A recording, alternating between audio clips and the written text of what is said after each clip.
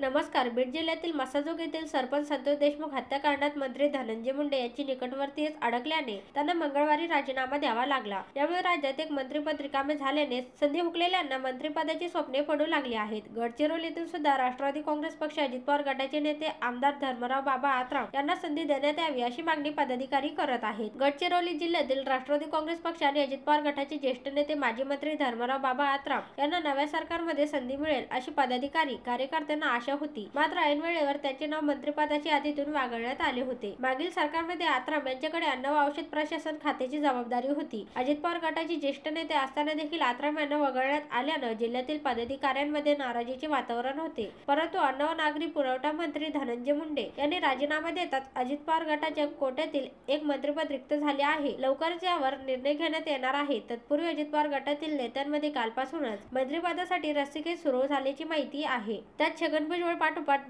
धर्मराव बाबा आत्राम यांचे नाव आघाडीवर असल्याचं कळत आहे. त्यामुळे मंत्रिपदाची माळ कुणाच्या गळ्यात पडणार याबद्दल उत्सुकता वाढली आहे. दरम्यान मुंडे यांनी राजीनामा दिल्यानंतर राजकीय घडामोडींना वेग आला आहे. त्या पार्श्वभूमीवर भुजबळ आणि आत्राम समर्थक पदाधिकारी मुंबईत दाखल झाले आहे. आपल्या नेत्याला मंत्रिपद मिळावे अशी त्यांची मागणी आहे. राज्याच्या शेवटच्या टोकावरील गडचिरोली जिल्ह्याचे प्रतिनिधित्व करणारे धर्मराव बाबा आत्राम आदिवासी समाजाचे ज्येष्ठ नेते आहेत. तर दुसरीकडे नाराज छगन भुजबळ हे ओबीसी समाजाचे नेते असल्यानं मुख्यमंत्री देवेंद्र फडणवीस आणि उपमुख्यमंत्री अजित पवार काय निर्णय घेणार याकडे सर्वांचेच लक्ष लागले आहे.